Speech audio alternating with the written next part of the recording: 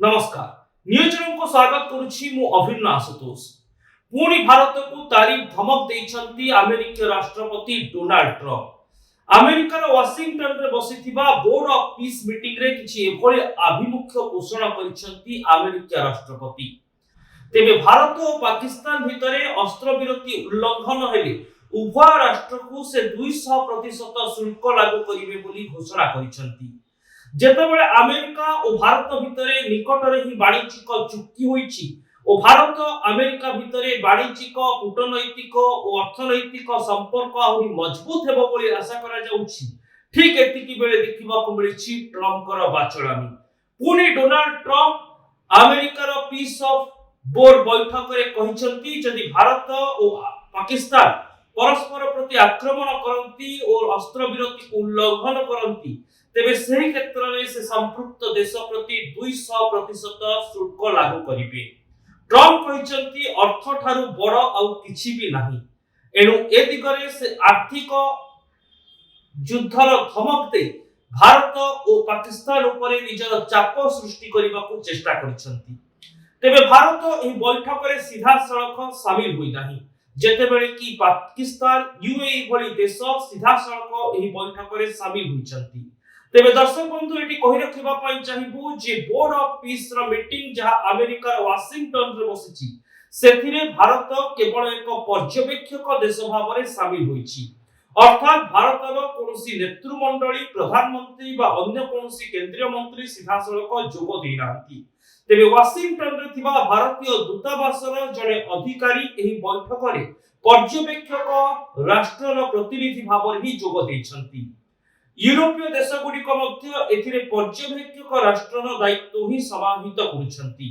किंतु अमेरिका समेत UAE Kazakhstan Uzbekistan Qatar भली देश एथिरे सीधा सड़क शामिल होइछंती पाकिस्तान प्रधानमंत्री मध्य वर्तमान अमेरिका गस्तरे अछंती ओ ए बैठक रे शामिल होइछंती सबुठारो आश्चर्यजनक कथा हेउची विश्व शांति पई एही बोर्ड बसिथिबा बेले पाकिस्तान प्रधानमंत्री एही बैठक रे शांति प्रसंग रे अधिक आलोचना करिबा परिवर्ते केवल डोनाल्ड ट्रम्प को प्रशंसा ही करिथिले एमिति कि पाकिस्तान प्रधानमंत्री कहिसंती जदि अमेरिका भारत और पाकिस्तान रो होइतिबा युद्ध भितरे हस्तक्षेप करि न थांता तेबे अनेक लोकंक जीवन जाई थांता ओ जेतेबेले पहलगाम रो बदला नेबा पई भारत पाकिस्तान ऊपर आक्रमण करिथिला सेतेबेले अमेरिकार हस्तक्षेप जोगु बहु संख्या रे पाकिस्तानीक जीवन बंची जाईछि पाकिस्तान प्रधानमंत्री और अमेरिका राष्ट्रपति एभली जवाब आसीबा परे केउठी ना केउठी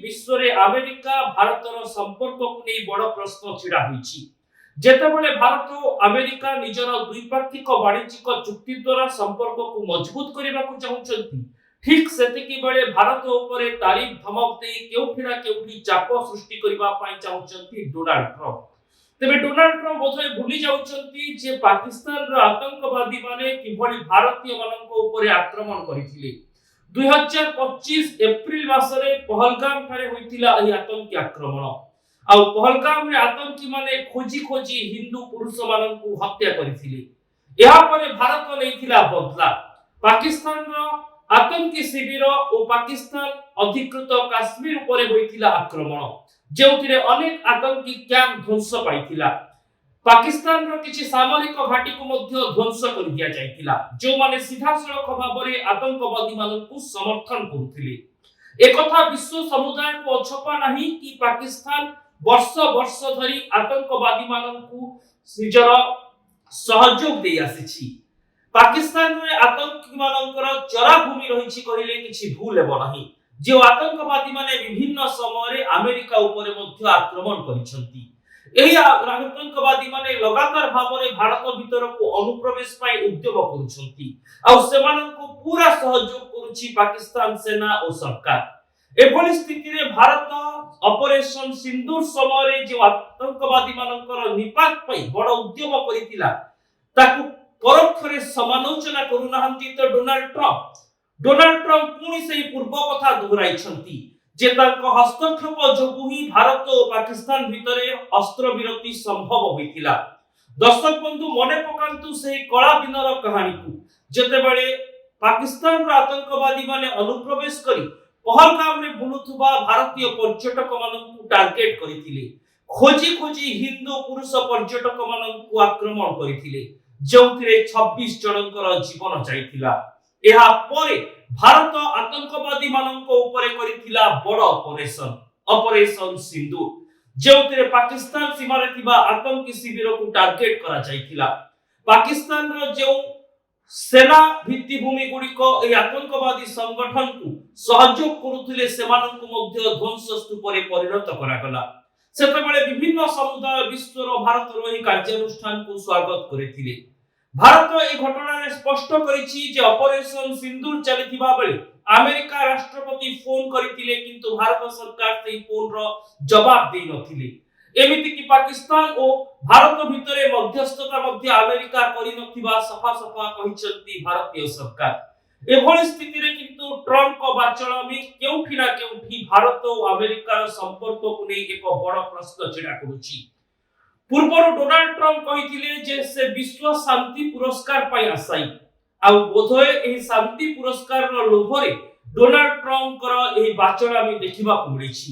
କାହିଁକି ଶାନ୍ତି ପୁରସ୍କାରର ଲୋଭ ଓ ଟ୍ରମ୍ପଙ୍କ ବାଚଳମୀ ଆମେ କହୁଛୁ? ଦର୍ଶକ ବନ୍ଧୁ, ଡୋନାଲ୍ଡ ଟ୍ରମ୍ପ କହିଥିଲେ ସେ ବିଶ୍ୱ ଶାନ୍ତି ପୁରସ୍କାର ପାଇବା ପାଇଁ ହକଦାର।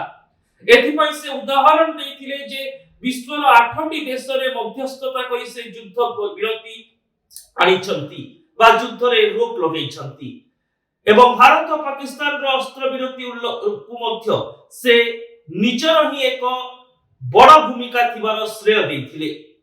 କିନ୍ତୁ ଦର୍ଶକ ବନ୍ଧୁ, ଆମେରିକା ରାଷ୍ଟ୍ରପତି ପ୍ରକୃତରେ କଣ ଏହି ଅସ୍ତ୍ର ବିରତି ଚାହୁଁଥିଲେ? ଯେତେବେଳେ କି ଆତଙ୍କବାଦୀ ମାନଙ୍କ ଉପରେ ଭାରତ କାର୍ଯ୍ୟାନୁଷ୍ଠାନ ନେଉଥିଲା, ନା ନିଜ ନାଁରେ ଶାନ୍ତିର ଆଉ ଏକ ରେକର୍ଡ ସୃଷ୍ଟି କରି ନୋବେଲ ପାଇବାର ଲୋଭରେ ଆମେରିକା ରାଷ୍ଟ୍ରପତି ଏଭଳି ଉଦ୍ୟମ କରିଥିଲେ? ଭାରତ ସ୍ପଷ୍ଟ କରିଛି ଯେ ଭାରତ ଓ ପାକିସ୍ତାନ ଭିତରେ ଆଲୋଚନା ପରେ ହିଁ ଅସ୍ତ୍ର ବିରତି କରାଯାଇଥିଲା, କିନ୍ତୁ ଅନ୍ୟ ରାଷ୍ଟ୍ରର ହସ୍ତକ୍ଷେପ ନଥିଲା। ହେଲେ ଡୋନାଲ୍ଡ ଟ୍ରମ୍ପ କାହିଁକି ବାରମ୍ବାର ଏଭଳି ମିଛ କହୁଛନ୍ତି, ତାକୁ ନେଇ ଅନେକ ବଡ଼ ପ୍ରଶ୍ନ ଛିଡ଼ା ହେଉଛି। ଏଠି ଆମେ କହି ରଖିବା ପାଇଁ ଚାହିଁବୁ ଯେ ଡୋନାଲ୍ଡ ଟ୍ରମ୍ପ ୟୁନାଇଟେଡ୍ ନେସନର ସୁରକ୍ଷା ପରିଷଦ ଓ ମାନବାଧିକାର ସୁରକ୍ଷା ପରିଷଦକୁ ମଧ୍ୟ ସମାଲୋଚନା କରିଛନ୍ତି। ଏମିତିକି ୟୁନାଇଟେଡ୍ ନେସନ ବା ଜାତିସଂଘର ସୁରକ୍ଷା ପରିଷଦରୁ ନିଜକୁ ଦୂରେଇ ଦେଇ ବିଶ୍ୱ ଶାନ୍ତି ପାଇଁ ଏକ ନୂତନ ବୋର୍ଡର ଏଜେଣ୍ଡା ପ୍ରସ୍ତୁତ କରିଛନ୍ତି ଡୋନାଲ୍ଡ ଟ୍ରମ୍ପ। ଡୋଭାସ ସମ୍ମିଳନୀରେ ଏନେଇ ଘୋଷଣା କରିଥିଲେ ଟ୍ରମ୍ପ। ଏହି ସମ୍ମିଳନୀରେ ଭାରତ ଯୋଗ ଦେଇନଥିଲା ଏବଂ ତାର ହିଁ ଏକ ପରିଣାମ ହେଉଛି ବର୍ତ୍ତମାନ ୱାଶିଂଟନରେ ଚାଲିଥିବା ବୋର୍ଡ ଅଫ ପିସ୍, ଯେଉଁଥିରେ ଭାରତ ସିଧାସଳଖ ଯୋଗ ଦେଇନାହିଁ। ଅନ୍ୟ ୟୁରୋପୀୟ ଦେଶଙ୍କ ଭଳି ଭାରତ ମଧ୍ୟ ଏକ ପର୍ଯ୍ୟବେକ୍ଷକ ଦେଶର ମାନ୍ୟତାରେ ହିଁ ସେଠାରେ ଉପସ୍ଥିତ ଅଛି।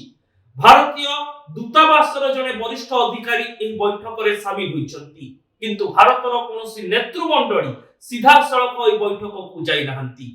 ଏଥିରୁ ସ୍ପଷ୍ଟ ହେଉଛି ଯେ ଏହି ବୈଠକ ପ୍ରତି ଭାରତ ସରକାର ବିଶେଷ ଆଗ୍ରହ ଦେଖାଇ ନାହାନ୍ତି। ହେଲେ ଯେଉଁ ବୈଠକରେ ଭାରତ ସିଧାସଳଖ ପ୍ରତିନିଧିତ୍ୱ କରୁନାହିଁ, ସେହି ବୈଠକରେ ଭାରତକୁ ଅର୍ଥନୈତିକ ଧମକ ଦେଇ କଣ ହାସିଲ କରିବା ପାଇଁ ଚାହୁଁଛନ୍ତି ଟ୍ରମ୍ପ? ଟ୍ରମ୍ପ କହୁଛନ୍ତି ଅର୍ଥ ବା ଟଙ୍କା ଠାରୁ କିଛି ମଧ୍ୟ ଗୁରୁତ୍ୱପୂର୍ଣ୍ଣ ନୁହେଁ। ଏଣୁ ତାରିଫ ଧମକ ହୁଏତ ଭାରତର ଅର୍ଥନୀତିକୁ ପ୍ରଭାବିତ କରିବ ବୋଲି ଆଶା ବାନ୍ଧିଛନ୍ତି ଟ୍ରମ୍ପ। ହେଲେ ଏହା ଟ୍ରମ୍ପଙ୍କର ଭୁଲ ଆଶଙ୍କା, କାହିଁକି ନା ଆଜି ଭାରତ ଅର୍ଥନୈତିକ ସ୍ତରରେ ମଜବୁତ ରହିଛି। ଭାରତ ଆମେରିକାର ବାଣିଜ୍ୟିକ ଚୁକ୍ତି ହୋଇଥିଲେ ମଧ୍ୟ ବିଶ୍ୱର ବିଭିନ୍ନ ଦେଶ ସହିତ ଭାରତ ତାର ବୈଦେଶିକ ଓ ବାଣିଜ୍ୟିକ କାରବାର ଜାରି ରଖିଛି। ୟୁରୋପୀୟ ଦେଶମଣ୍ଡଳୀ ସହିତ ମଧ୍ୟ ଭାରତର ମଜବୁତ ସମ୍ପର୍କ ରହିଛି। ଏଣୁ ଟ୍ରମ୍ପଙ୍କ ତାରିଫ ପ୍ଲାନ ଭାରତକୁ ବିଶେଷ ପ୍ରଭାବିତ କରିନପାରେ। ସେପଟେ ବାଣିଜ୍ୟିକ ଚୁକ୍ତି ଅନୁଯାୟୀ ଆମେରିକାର ବଜାର ଭାରତ ପାଇଁ ଉନ୍ମୁକ୍ତ ରହିଛି। ଭାରତରେ ଏକ ବଡ଼ ଜନସଂଖ୍ୟା ରହିଛି, ଆଉ ଯଦି ଏହି ଜନସଂଖ୍ୟା ସହିତ ଅର୍ଥନୈତିକ, ବାଣିଜ୍ୟିକ ଓ କୂଟନୈତିକ ସମ୍ପର୍କ ଆମେରିକା ଛିନ୍ନ କରେ, ତେବେ ଏହା ଦ୍ୱାରା ଆମେରିକା ଅଧିକ ପ୍ରଭାବିତ ହେବାର ଆଶଙ୍କା ରହିଛି। ହୁଏତ ଏହାର କିଛିଟା ପ୍ରଭାବ ଭାରତ ଉପରେ ପଡ଼ିପାରେ, କିନ୍ତୁ ଭାରତକୁ ଦୂରେଇ ଦେଲେ ଆମେରିକା ବି ଅନେକ ମାତ୍ରାରେ ପ୍ରଭାବିତ ହେବ। କାହିଁକି ନା ଭାରତର ଅନେକ ଯୁବପିଢ଼ି ଆମେରିକାର ବଡ଼ ବଡ଼ କମ୍ପାନୀରେ ଚାକିରି କରିଛନ୍ତି। ଆମେରିକାର ଅର୍ଥନୀତିକୁ ଏବଂ କର୍ପୋରେଟ ୱାର୍ଲଡକୁ ଭାରତର ଏକ ବଡ଼ ଅବଦାନ ରହିଛି। ଏଣୁ ଆମେରିକା ରାଷ୍ଟ୍ରପତିଙ୍କର ଏହି ବାଚଳମୀକୁ ବିଭିନ୍ନ ମହଲରେ ନିନ୍ଦା କରାଯାଉଛି। କେବଳ ନୋବେଲ ଆଶାରେ ବା ନୋବେଲ ଲୋଭରେ ଆମେରିକା ରାଷ୍ଟ୍ରପତି ଯୁଦ୍ଧ ବିରତି ପାଇଁ ପଦକ୍ଷେପ ନେଉଥିବା ଘୋଷଣା କରୁନାହାନ୍ତି ତ? ଆମେରିକା ରାଷ୍ଟ୍ରପତି କଣ ଭୁଲି ଯାଉଛନ୍ତି ଯେ ପାକିସ୍ତାନର ଆତଙ୍କବାଦୀ ମାନେ ଦିନେ ବିଶ୍ୱ ବାଣିଜ୍ୟିକ କେନ୍ଦ୍ର ଉପରେ ଆକ୍ରମଣ କରିଥିଲେ। ତତ୍କାଳୀନ ଆମେରିକା ସରକାର ପାକିସ୍ତାନରେ ପଶି ଆତଙ୍କୀ କ୍ୟାମ୍ପକୁ ନଷ୍ଟ କରିଥିଲେ। ଡୋନାଲ୍ଡ ଟ୍ରମ୍ପ କଣ ଜାଣି ପାରୁନାହାନ୍ତି ଯେ ପହେଲଗାମରେ ଯେଉଁ ଆକ୍ରମଣ ହୋଇଥିଲା ତାହା ପାକିସ୍ତାନ ପ୍ରାୟୋଜିତ ଥିଲା ଏବଂ ଆତଙ୍କବାଦୀ ମାନଙ୍କୁ ଟାର୍ଗେଟ କରିବାକୁ ଯାଇ ପାକିସ୍ତାନ ଉପରେ ଆକ୍ରମଣ କରିଥିଲା ଭାରତ। ଆମେରିକା ରାଷ୍ଟ୍ରପତି କଣ ଆତଙ୍କ ବିରୋଧୀ ଲଢେଇକୁ କାଉଣ୍ଟର କରିବାକୁ ଚାହୁଁଛନ୍ତି କି? ଡୋନାଲ୍ଡ ଟ୍ରମ୍ପ ନିଜର ସ୍ୱାର୍ଥ ହାସଲ ପାଇଁ ଏଭଳି ମନ୍ତବ୍ୟ ଦେଉଛନ୍ତି, ଏହା ଧୀରେ ଧୀରେ ସ୍ପଷ୍ଟ ହୋଇଯାଉଛି। ଡୋନାଲ୍ଡ ଟ୍ରମ୍ପ ବୋଧେ ଭୁଲି ଯାଉଛନ୍ତି ଯେ ଭାରତୀୟ ନାରୀମାନେ ଯେଉଁ ସିନ୍ଦୁର ଜଳାଞ୍ଜଳି ଦେଇଥିଲେ ତାର ପ୍ରତିବଦଳରେ ଅପରେସନ ସିନ୍ଦୁର ହୋଇଥିଲା। ଅପରେସନ ସିନ୍ଦୁରରେ ଆଣ୍ଠେଇ ପଡିଥିଲା ପାକିସ୍ତାନ। ପାକିସ୍ତାନର ବିଭିନ୍ନ ସାମରିକ ଘାଟି ଆତଙ୍କୀ କ୍ୟାମ୍ପକୁ ଧ୍ୱଂସ କରାଯାଇଥିଲା। ପାକିସ୍ତାନ ଯେଉଁଭଳି ଢଙ୍ଗରେ ଭାରତ ଉପରେ ପ୍ରତି ଆକ୍ରମଣର ଉଦ୍ୟମ କରିଥିଲା ତାହା ମଧ୍ୟ ଫେଲ୍ ମାରିଥିଲା। ପରେ ଉଭୟ ଦେଶର ବୁଝାମଣାରେ ଅସ୍ତ୍ରବିରତିର କଥା ଆସିଲା। ଏଣୁ ଆମେରିକା ରାଷ୍ଟ୍ରପତି ଏହି ଅସ୍ତ୍ରବିରତିକୁ ନେଇ ବାହା ନେବାର କିଛି ଆବଶ୍ୟକତା ନାହିଁ। ସେ କେବଳ ଏକ ପ୍ରହେଳିକା ସୃଷ୍ଟି କରିବାକୁ ଉଦ୍ୟମ କରୁଥିବା ସମ୍ବିଧାନ ଓ ଆନ୍ତର୍ଜାତୀୟ ବିଶେଷଜ୍ଞମାନେ ମତ ଦେଉଛନ୍ତି। ଦର୍ଶକ ବନ୍ଧୁ, ଆମେରିକା ରାଷ୍ଟ୍ରପତିଙ୍କର ଏଭଳି ବାଚଲାମି କେଉଁଠି ନା କେଉଁଠି ଆମେରିକା ଓ ଭାରତର ସମ୍ପର୍କକୁ ପ୍ରଭାବିତ କରିପାରେ। ତେବେ ନୂଆଦିଲ୍ଲୀ ଏହା ଉପରେ କଣ ପ୍ରତିକ୍ରିୟା ରଖୁଛି ତାକୁ ଅପେକ୍ଷା ରହିବ। କିନ୍ତୁ ବୋର୍ଡ ଅଫ ପିସ୍ ମିଟିଂରେ ଭାରତ ସିଧାସଳଖ ପ୍ରତିନିଧିତ୍ୱ କରୁନାହିଁ। କେବଳ ପର୍ଯ୍ୟବେକ୍ଷକ ରାଷ୍ଟ୍ରର ମର୍ଯ୍ୟାଦାରେ ସେଠାରେ ଭାରତ ଉପସ୍ଥିତ ଥିବାରୁ ଏହି ବୈଠକରୁ ଭାରତର ଏପର୍ଯ୍ୟନ୍ତ କୌଣସି ପ୍ରତିକ୍ରିୟା ସାମ୍ନାକୁ ଆସିନାହିଁ। କିନ୍ତୁ ଆଗାମୀ ସମୟରେ ନିଶ୍ଚିତ ଭାବରେ ଭାରତ ସରକାର ଏହାର ଏକ ଉତ୍ତର ଦେବେ ବୋଲି ଆଶା କରାଯାଉଛି। ଏହାକୁ ଆମେ ସଫେଇ ବା ସ୍ପଷ୍ଟୀକରଣ ବୋଲି ମାନିବା ନାହିଁ, ବରଂ ଭାରତ ନିଜେ କେମିତି ମଜବୁତ ତାହା ମଧ୍ୟ ପ୍ରତିପାଦିତ କରିବ। କାହିଁକି ନା ଅର୍ଥନୈତିକ କ୍ଷେତ୍ରରେ ଭାରତ ଆଜି ସ୍ୱୟଂ ସମ୍ପୂର୍ଣ୍ଣ। ଆମ ପାଖରେ ସାମରିକ କ୍ଷମତା ବଢିଛି। ଆମେ ଇସ୍ରାଏଲ ସମେତ ବିଭିନ୍ନ ରୁଷୀୟ ଦେଶ, ଆମେରିକୀୟ ଦେଶ ଓ ୟୁରୋପୀୟ ଦେଶମାନଙ୍କ ସହ ସମ୍ପର୍କରେ ଅଛୁ। ଏଣୁ ଆମେରିକା ବା ଗୋଟିଏ ରାଷ୍ଟ୍ରର ଧମକ ଭାରତକୁ କେବେ ମଧ୍ୟ ପ୍ରଭାବିତ କରିବ ନାହିଁ। ଏ ଦିଗରେ ଭାରତ ସରକାର ମଧ୍ୟ ପୂର୍ବରୁ ନିଜ ଆଭିମୁଖ୍ୟ ସ୍ପଷ୍ଟ କରିଛନ୍ତି। କିନ୍ତୁ ଟ୍ରମ୍ପ ତାଙ୍କ ବାଚଲାମିରେ ରୋକ ଲଗାଉନାହାନ୍ତି। ଆଶା କରିବା ଆଗକୁ ଡୋନାଲ୍ଡ ଟ୍ରମ୍ପ ଏବଂ ଟ୍ରମ୍ପ ପ୍ରଶାସନ ଭାରତକୁ ନେଇ ଏଭଳି ବିବାଦୀୟ ମନ୍ତବ୍ୟ ଠାରୁ ଦୂରେଇ ରହିବେ। ଏହା ଆମେରିକା ଓ ଭାରତର ସମ୍ପର୍କକୁ ତିକ୍ତ କରିପାରେ। ଏକଥା ଆମେରିକା ମଧ୍ୟ ବୁଝିଯିବା ଉଚିତ। ତେବେ ଏଭଳି ରିପୋର୍ଟ ଦେଖିବା ପାଇଁ न्यूज रूम को आमर सोशल मीडिया साइट यूट्यूब और फेसबुक रे लाइक करंतु, आम चैनल को सब्सक्राइब करंतु, वीडियो को शेयर करंतु और कमेंट बॉक्स रे निजर मतामत निश्चित दियंतु। रहुछि, नमस्कार।